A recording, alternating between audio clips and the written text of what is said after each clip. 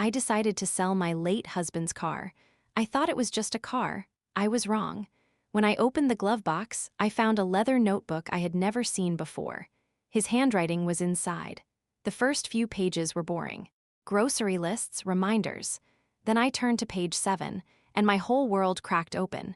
He had been hiding something from me, for years, and the woman who knew the truth, she was still out there, living her perfect life. What I did next, you will not believe, but let me start from the beginning. My name is Clara, and this is my story. It was a Tuesday. A rainy Tuesday in October, the kind where the sky looks like old laundry. The kind of day that makes you want to stay in bed with a cup of tea and a blanket. But I couldn't stay in bed. I had made a decision. A big one. After 2 years of holding on, I was finally going to sell my late husband's car. Let me tell you about Derek first. Because if I don't, you won't understand why opening that glove box hurt so much. Derek was tall.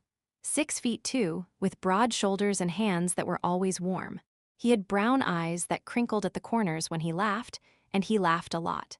He was the kind of man who made friends in grocery store lines, who remembered the names of every waiter and waitress who ever served us, who once drove 45 minutes in the middle of the night to bring his mother soup because she had a cold. We met in college. I was a junior, studying English literature. He was a senior, studying economics. I was in a coffee shop near campus, the kind with mismatched chairs and chalkboard menus. I was reading a novel and not paying attention to anything around me. I stood up to leave, my iced latte in one hand, my backpack in the other, and I turned right into him. The latte went everywhere, all over his white button-down shirt, all over his economics textbook, all over his notes, which he had been studying for a final exam. I froze. I was mortified. I started apologizing before I could even breathe. "Oh my God, I am so sorry, I wasn't looking. I am such an idiot. Please let me pay for your shirt. Oh no, your textbook." He didn't get angry. He didn't even look annoyed. He just looked down at the mess, then back up at me and smiled. It was a warm smile, a real one. He said, "Well, now it looks like I actually did some work on it." I laughed. I couldn't help it. He had this way of making everything feel okay. We talked for 2 hours that day. He bought me a new latte. I bought him a new textbook. And by the time we left the coffee shop, I knew I was going to marry him. And I did. 3 years later, on a beach in North Carolina, with our bare feet in the sand and the sun setting behind us. He cried when he saw me walking down the aisle. He cried during his vows. He cried when he put the ring on my finger. He was not a man who was afraid of his feelings, and that was one of the things I loved most about him. We were married for 11 years. 11 years that felt like a single, beautiful breath. We bought a small house with a big backyard. We adopted a dog named Pickle, a ridiculous golden retriever who ate shoes and chased squirrels. We talked about having children. We picked out names.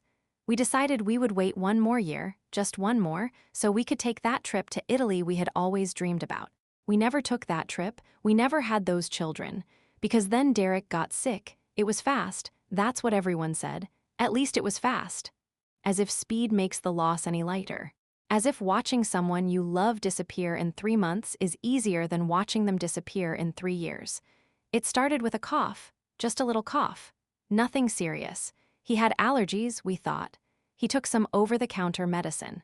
The cough got worse. He went to the doctor. They did some tests. They called us back in. I remember sitting in that cold exam room, holding his hand, watching the doctor's face. Doctors have a certain look when they have bad news.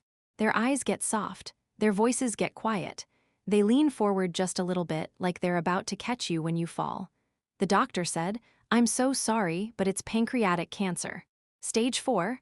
I remember thinking that the room was too small, the walls were closing in. The air was gone, I couldn't breathe, but Derek squeezed my hand. He looked at the doctor and he said, "Okay, what do we do now?" That was Derek. Even when the world was falling apart, he wanted to know the next step. He wanted to fight.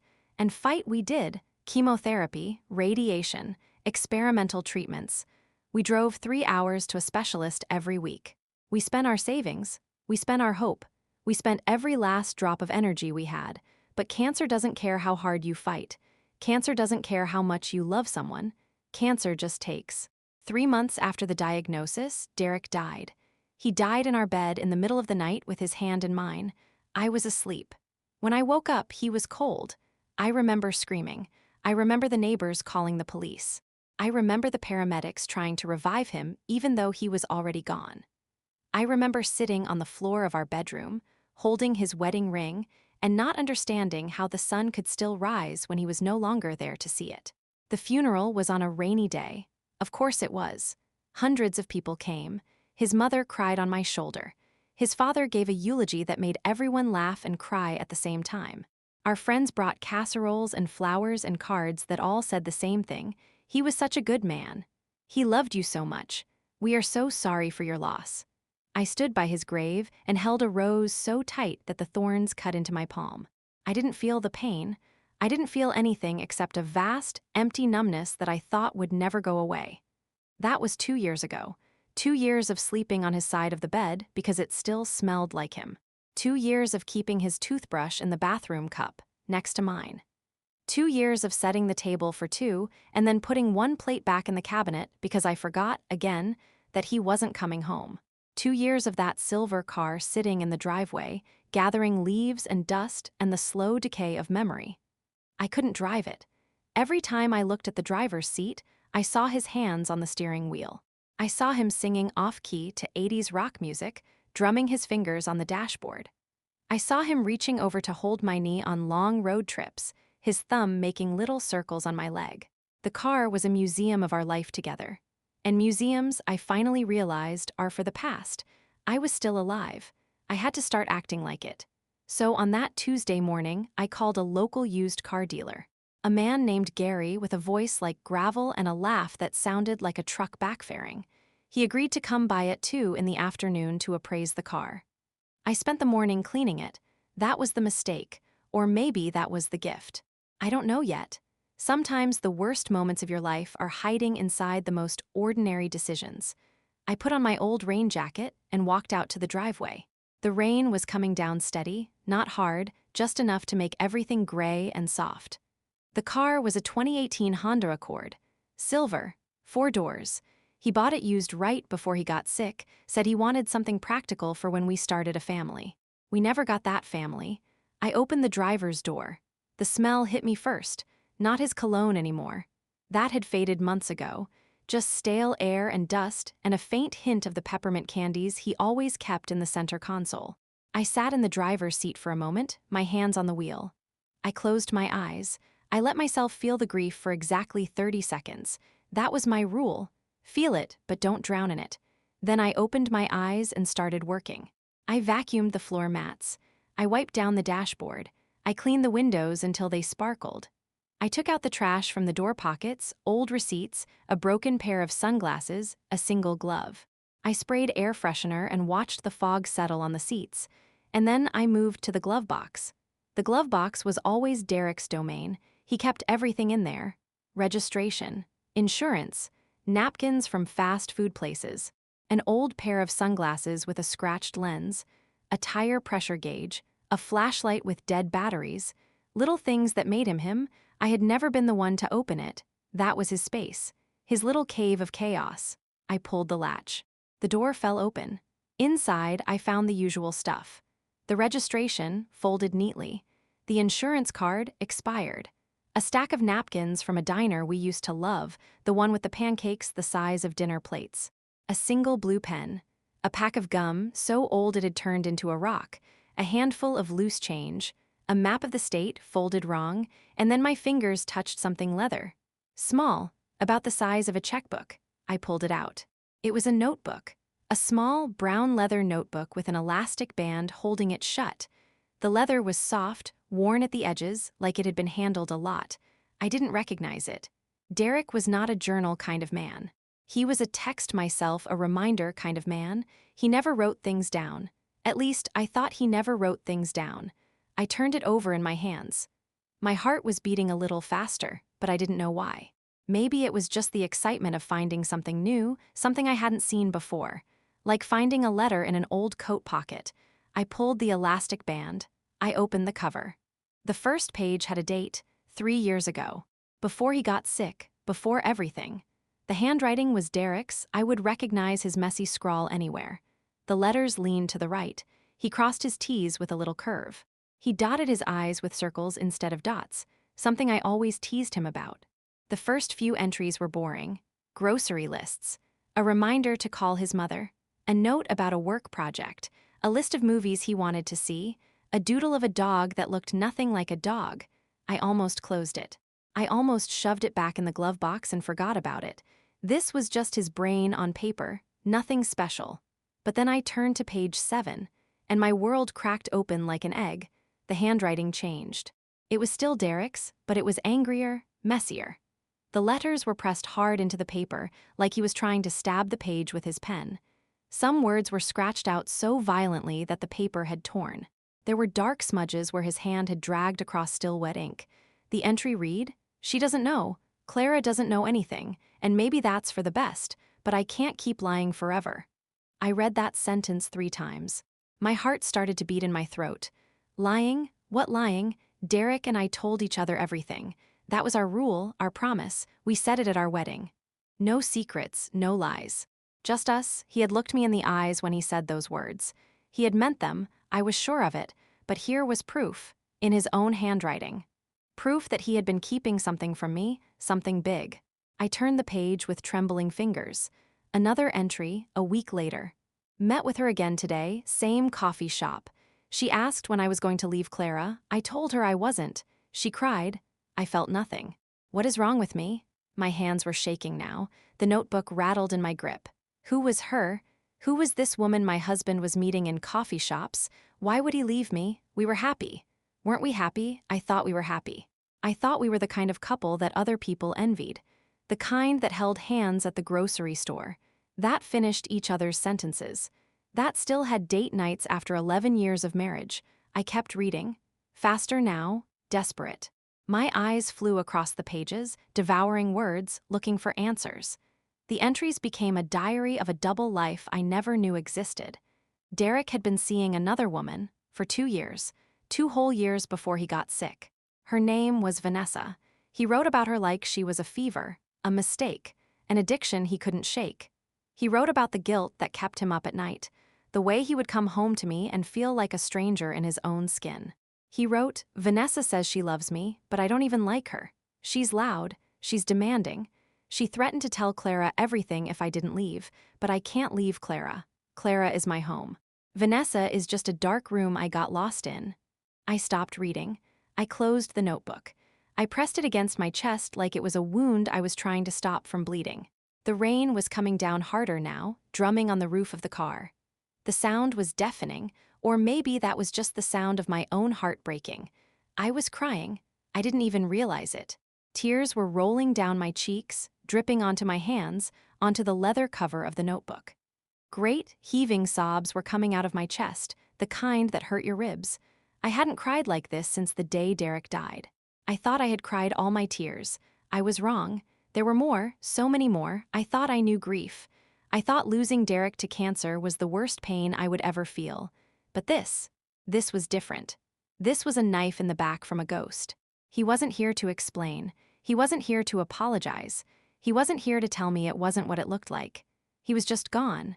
And I was left with the truth, cold and sharp as glass, cutting me open from the inside. I almost stopped reading. I almost threw the notebook into the trash and pretended I had never found it. I almost decided that some truths are better left buried. But I am not that kind of woman. I am the kind of woman who needs to know, even when it hurts, especially when it hurts. I opened the notebook again. I turned the page. The next entry was dated just 2 weeks before Derek's diagnosis. His handwriting was even messier now, almost illegible in places. The words crowded together on the page, desperate and panicked. "Vanessa is getting dangerous. She showed up at the house last night, while Clara was home. She parked down the street and called my phone 20 times. I had to tell Clara it was a work emergency. I went outside. Vanessa was drunk. She said if I didn't leave Clara by the end of the month, she would ruin me. She said she would tell everyone, our families, my boss, everyone. She said she had proof, photos, texts, everything." I remembered that night. Vividly. Derek had been quiet at dinner. I asked him if something was wrong. He said he was just tired. His phone kept buzzing. He kept silencing it. Finally, he said there was an emergency at work and he had to step outside. He was gone for almost an hour. When he came back in, his eyes were red. I asked if he had been crying. He said no, it was just the cold wind. I believed him. Of course I believed him. He was my husband. Trust was the foundation of our marriage, or so I thought. Another entry, the next day. I tried to end it with Vanessa today. For real this time. I told her it was over. I told her I would never leave Clara. I told her I was sorry for ever starting something I couldn't finish. She laughed. She actually laughed. She said, "You think you can just walk away?" I have photos, Derek, I have texts, I have everything. If you don't tell Clara yourself, I will. And I'll make sure she hates you forever. Photos, texts, evidence. This woman, this Vanessa, had been holding a grenade over my marriage for years. She had the power to destroy everything, and she had used that power like a weapon. She didn't want Derek to love her. She wanted him to be afraid of her. And he was terrified. I wanted to feel sorry for him. I tried to feel sorry for him, but all I could feel was the betrayal. He had lied to me every single day for 2 years. He had kissed me goodnight and then driven to meet her. He had held my hand and then typed out secret messages to her. He had made love to me and then written in his notebook about how trapped he felt. Who was this man? I didn't recognize him. The Derek I loved would never have done these things. But the Derek who wrote these words was a stranger. A liar. A coward. I read the last entry. It was dated the day before Derek went to the doctor for his cough. The day before our whole world changed. The handwriting was calmer here, more resolved, like he had finally made a decision. I'm going to tell Clara everything tonight. I can't live like this anymore. The lying is killing me. I don't care what Vanessa does. I don't care if Clara hates me. She deserves the truth. I'm going to come home, make her favorite dinner, that chicken thing with the lemon and the capers, and tell her everything. Then I'll deal with the consequences. I just want to be free. I just want to be the man she thinks I am. But he never told me. Because the next day, he went to the doctor. And the day after that, we got the diagnosis. And then the world became a blur of chemotherapy and hospital rooms and hope that slowly faded into resignation. There was no dinner, no confession, no truth. He took the secret to his grave, or so he thought. I sat in that car for a long time. The rain stopped. The sun came out, weak and pale, like it was apologizing for the storm. Gary, the car dealer, pulled into my driveway at 2 o'clock sharp. I saw his truck through the rain-streaked windshield. He got out, a big man in a stained jacket, carrying a clipboard. He knocked on the window. I rolled it down. My face was wet. My eyes were red. My hands were still shaking. He looked at me for a long moment. Then he said, "You okay, miss?" I opened my mouth. Nothing came out. I closed it, opened it again. "I changed my mind," I said. My voice was a whisper. "I'm not selling the car." He looked confused. He shrugged, a businessman who didn't want to get involved in whatever this was. "Call me if you change your mind again," he said. He got back in his truck and drove away. I sat in the driveway for another hour. The notebook was open on my lap. I read every entry again, and then again. I memorized every detail. The coffee shop they went to, the daily grind on Main Street. The hotel they met at, the Maplewood Inn, the one with the cheap rates by the highway. The pet name he used for her. V, just the letter V, the way he described her laugh, like nails on a chalkboard. The way he described his own shame. I hate myself every time I see her, but I keep going back. What kind of person does that make me? And then I saw something I had missed before.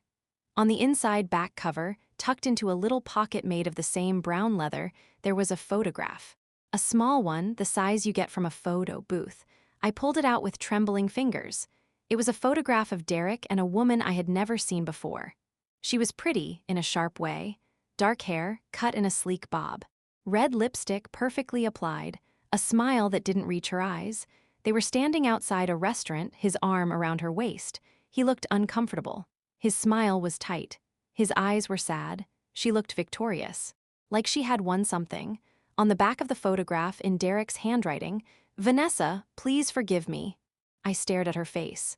I burned it into my memory, the shape of her eyes, the curve of her jaw, the way she held herself like she was better than everyone else.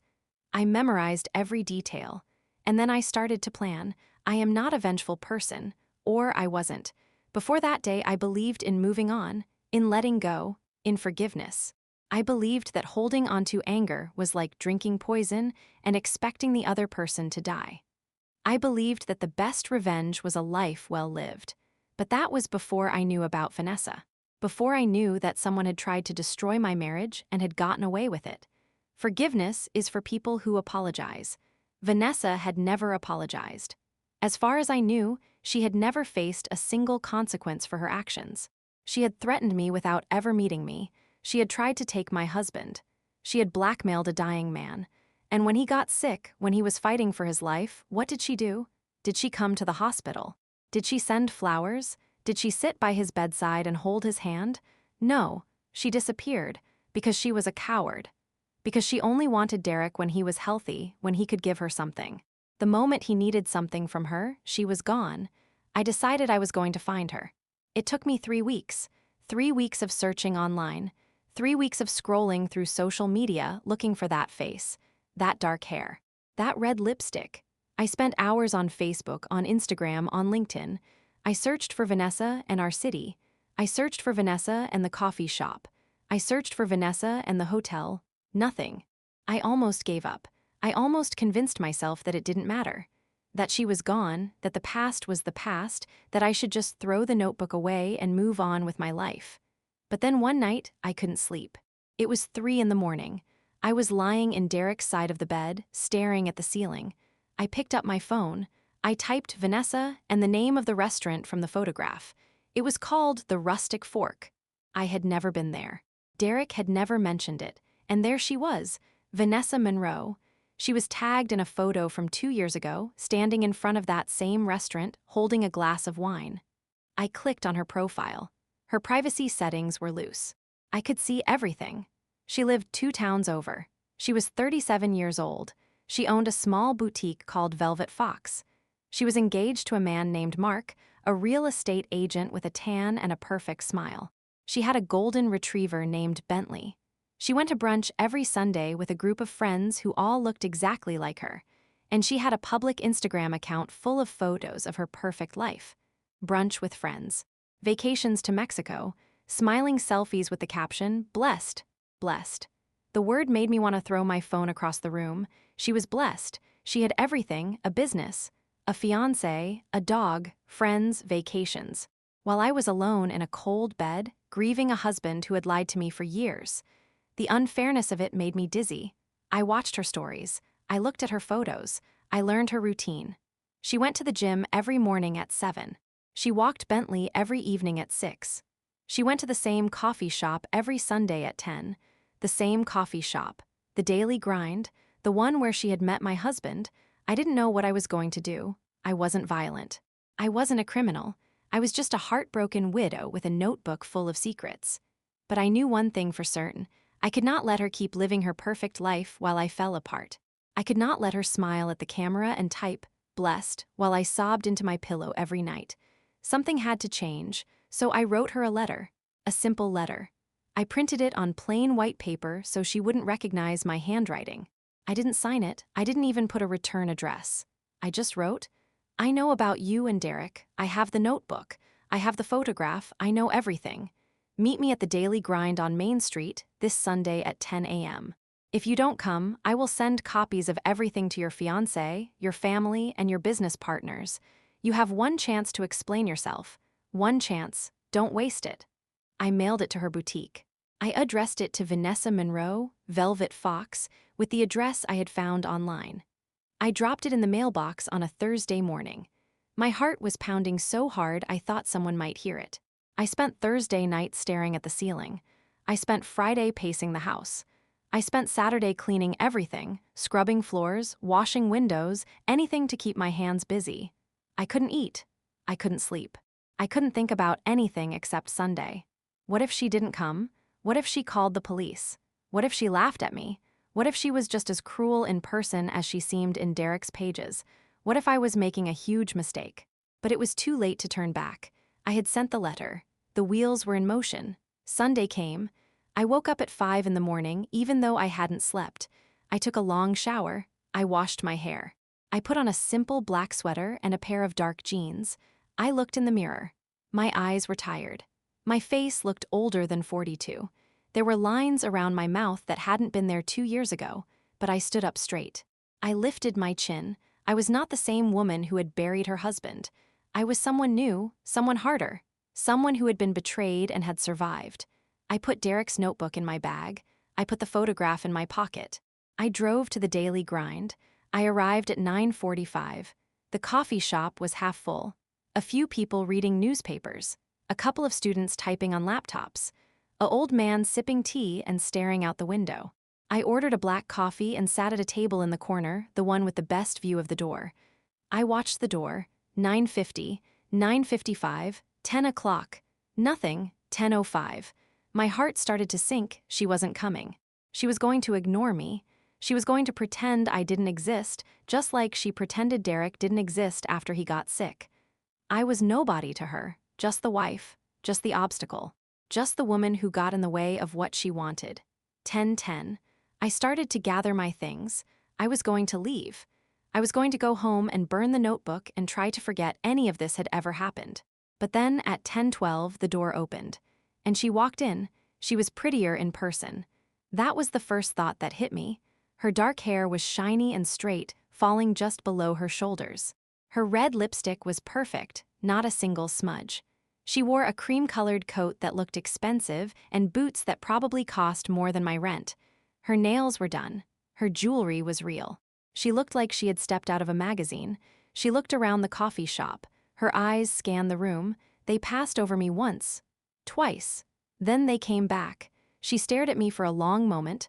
I stared back. I didn't look away. I had spent 2 years looking away from the truth. I was done looking away. For a split second, I saw something flicker across her face. Fear, just a tiny flash, a crack in the perfect mask, then it was gone. Replaced by a cold, practiced calm. She was good at this, hiding her feelings, pretending to be something she wasn't. I recognized the skill because I had married someone who had it too. She walked over to my table. Her boots clicked on the tile floor. Every step was deliberate. She didn't ask to sit. She just sat down across from me, crossing her legs, placing her hands on the table like she was about to conduct a business meeting. "You must be Clara," she said. Her voice was smooth, expensive, like honey poured over gravel. "And you must be the woman who tried to steal my husband," I said. My voice was steadier than I expected, stronger. I sounded like someone I didn't recognize. She smiled. It was a thin, hard smile, the kind that doesn't reach the eyes. "Steal? You can't steal a man who is already looking for a way out." I felt a punch of anger in my chest. Hot and sharp, but I didn't let it show. I remembered Derek's words. "Vanessa is just a dark room I got lost in." He didn't want her. He was trapped by her. He was afraid of her. And now she was rewriting history, making herself the victim, making me the fool. "Is that what he told you?" I asked. "That he wanted out?" She tilted her head. Her dark hair slid over her shoulder. "He didn't have to tell me. I could see it. He was bored, Clara. You were safe, predictable. You made him chicken dinners and asked about his day. I was exciting. I was dangerous. That's why he kept coming back. That's why he couldn't stay away." I reached into my bag. I pulled out the notebook. I opened it to the page where Derek wrote, "I don't even like her. She's loud. She's demanding. She's exhausting." I slid it across the table. The leather scraped against the wood. She looked down. Her eyes moved across the page. I watched her face, watched the color drain from her cheeks, watched her perfect red lips press together into a thin line, watched her hands, which had been so calm, start to tremble. "He wrote that about you," I said. "Not me, you. He called you a mistake, an addiction. He said you threatened to ruin him. He said you showed up at my house drunk at midnight. He was afraid of you, Vanessa. He didn't love you. He pitied you. And then he died, and you vanished. You didn't come to the funeral, you didn't send a card, you didn't even call. You just disappeared like the coward you are." Her hands were shaking now. The notebook rattled against the table. She pushed it back toward me like it was on fire. "That's his side of the story," she said. Her voice was thinner now, less smooth. "There are 2 sides to every story." "Then tell me yours," I said. "I'm listening. I've been waiting 2 years to hear it. So go ahead. Tell me why you tried to destroy my marriage. Tell me why you blackmailed my husband. Tell me why you threatened to ruin his life. I'm waiting." She looked around the coffee shop. The old man was still staring out the window. The students were still typing. No one was paying attention to us. She lowered her voice to a whisper. I loved him, she said. I really did. And he told me he loved me too. He said it 100 times. He said he would leave you. He said it every time we were together. I'm going to leave her, Vanessa. Just give me a little more time. He was a liar. He lied to everyone, including you, including me. He was the most convincing liar I have ever met. Maybe, I said, maybe he lied to both of us. But he didn't lie about you threatening him. He didn't lie about the photos and the texts. He didn't lie about you showing up at my house. You tried to blackmail a man into leaving his wife. That's not love. That's not even obsession. That's extortion. That's cruelty. That's something I don't have a word for. She stared at me. Her mask was gone now, completely gone. I saw something raw underneath. Guilt, shame, fear, but also something else. Something that looked almost like relief. Like she had been waiting for someone to finally call her out. What do you want? She whispered. Her voice cracked on the last word. Money, do you want money? I can give you money. I have savings. I have a business. I can write you a check right now. I laughed. It was a dry, humorless sound that made the students look up for a moment. I don't want your money. I don't want anything you can buy. I want you to feel what I felt when I opened that glove box. I want you to understand what you did. You tried to destroy my marriage. You threatened my husband.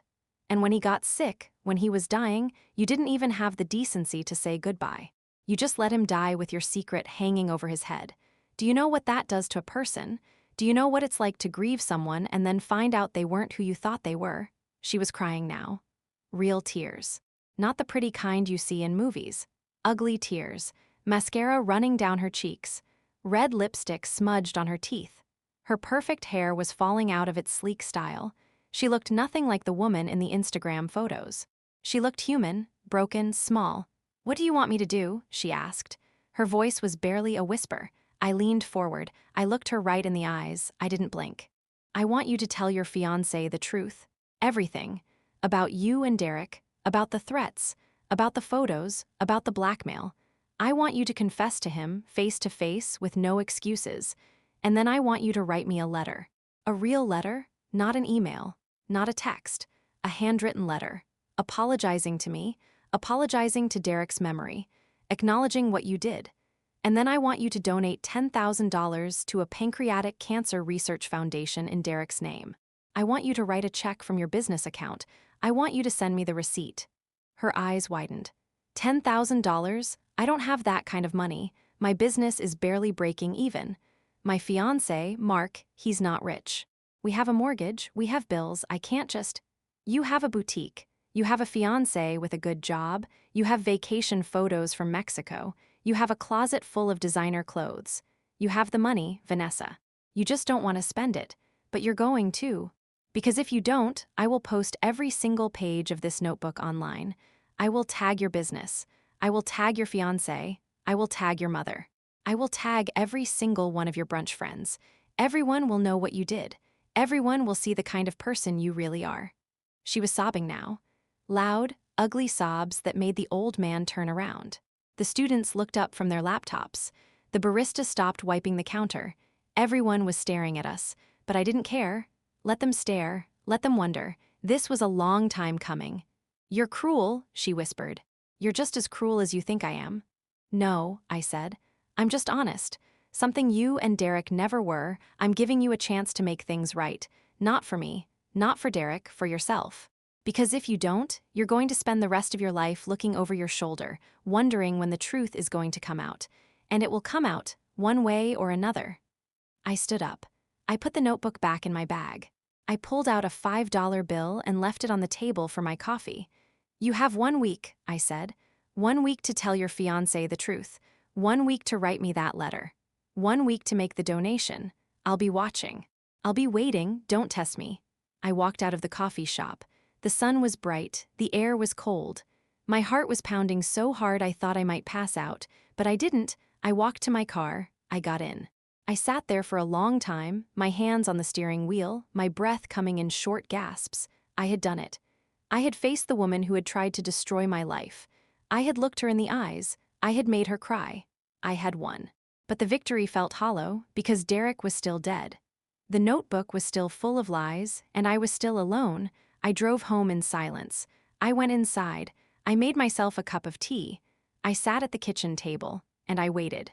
The first day, nothing happened. The second day, nothing. The third day, I started to think she wasn't going to do it. I started to think she was going to ignore me, block me, pretend I didn't exist. I started to think I was going to have to follow through on my threat. I started to write the social media posts in my head. But on the fourth day, I got an email. The subject line said, "I told him." The email was short. It said, "I told Mark everything. He didn't say a word, he just packed a bag and left. I don't know where he went, I don't know if he's coming back. The wedding is off, I hope you're happy." I read the email twice, I didn't respond. On the fifth day, I got another email. This one had an attachment, a scanned copy of a check, $10,000 made out to the Pancreatic Cancer Research Foundation. The memo line said, "In memory of Derek." On the sixth day, a letter arrived in my mailbox, handwritten, on thick cream paper. The envelope was addressed to me in careful, shaky handwriting. I opened it with a butter knife because my hands were shaking too much to use my fingers. The letter said, "Dear Clara, I don't know how to start this. I've written it 10 times and torn it up 10 times. Nothing sounds right.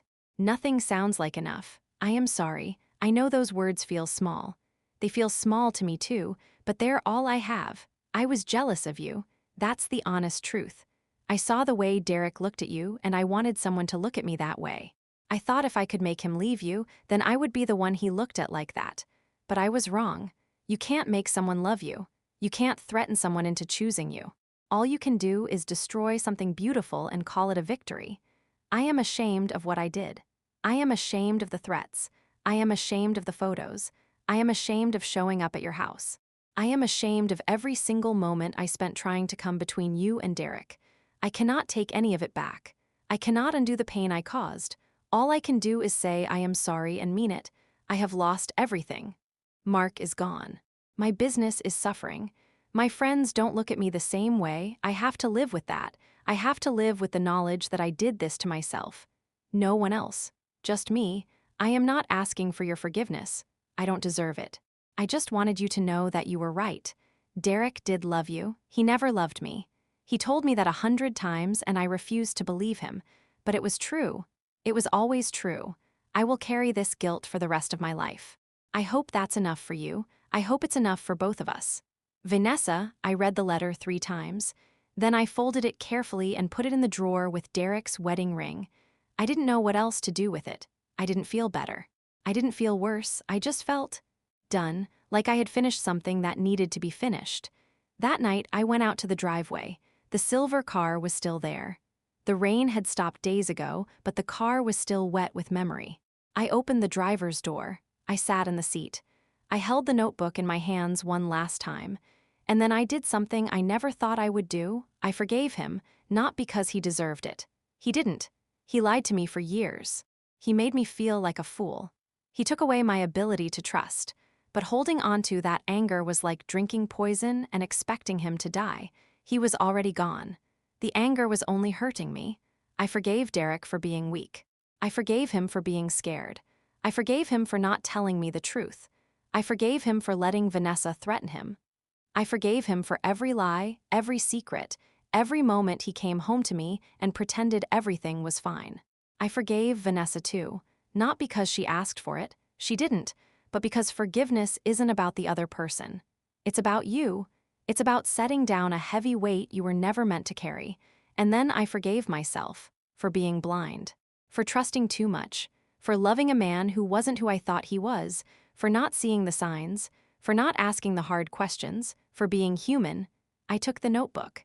I carried it inside. I walked to the fireplace. It was cold and dark, full of ashes from winters past. I knelt down. I opened the notebook to the first page, and I lit a match. The flame was small at first, orange and blue. I touched it to the corner of the page. The paper curled. The fire spread. The leather crackled. The smoke rose up the chimney, gray and thin, carrying Derek's secrets into the sky. I watched the notebook burn, page by page, lie by lie, memory by memory. It took a long time. The fire was hungry. It ate everything, the grocery lists, the confessions, the photograph of Vanessa, the words Derek had pressed so hard into the paper. All of it turned to ash. When the last ember died, I sat back on my heels. The fireplace smelled of smoke and leather and something else. Something that felt like peace. For the first time in 2 years, I took a deep breath that didn't hurt. The next morning, I called Gary, the car dealer. I told him I was ready to sell. He came by at 2 o'clock. The sun was out, the sky was blue, the world looked clean and new like it had been washed. Gary walked around the car. He kicked the tires. He looked under the hood. He made me an offer. It was less than I wanted, but more than I needed. I signed the papers. He handed me a check. He drove the car away. I stood in the driveway and watched it go. The silver paint glinted in the sunlight. Derek's hands weren't on the steering wheel. Derek's voice wasn't singing off-key. The car was just a car, metal and glass and rubber, nothing more. It turned the corner. And it was gone, just like Derek, just like the lies. Just like the woman I used to be. I am Clara. I am a widow. I am a woman who was betrayed. But I am also a woman who survived. A woman who chose forgiveness over bitterness. A woman who chose peace over revenge. And that, I think, is the best revenge of all.